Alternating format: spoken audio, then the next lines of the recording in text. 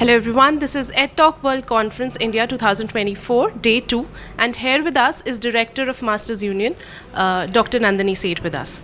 Hello Ms. Seth, how are you? Hi, I'm doing well. How are you? I'm also good. Thank you so much for joining us. It is completely an honor and a privilege to have you here with us and listen to your insights.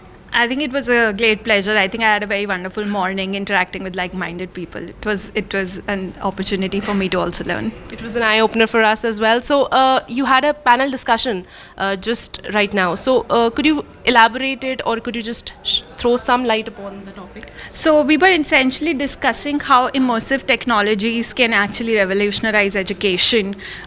Things that we focused upon or touched upon were things like how LLM models such as ChatGPT, etc., can be included in classrooms and curriculums, and how that changes the pedagogy of what we teach. We also discussed a very futuristic standpoint of how if Vision Pro can bring essentially stalwarts like Porter into your own classroom, how would that change what a classroom looks like? And again, we went on to discuss on the ethical dilemmas around utilizing too much of AI when it comes to teaching, especially in the context of when we don't know, for example, what the student is feeling, the mental health issues related to it, the role of avatars in a metaverse in a classroom context. So it was a very, very wonderful discussion along these lines. Yeah. Thank you so much. So any suggestion or any topic that you would like to suggest us that we should keep in our agenda in our upcoming conferences? I think one of the things that was discussed quite a lot in the morning sessions was around core life skill sets. So maybe having workshops around core life skill sets and how teachers can bring that specifically to the K-12 context, what can be done in school curriculums, keeping the boards and keeping the format that is very standardized to states and countries intact.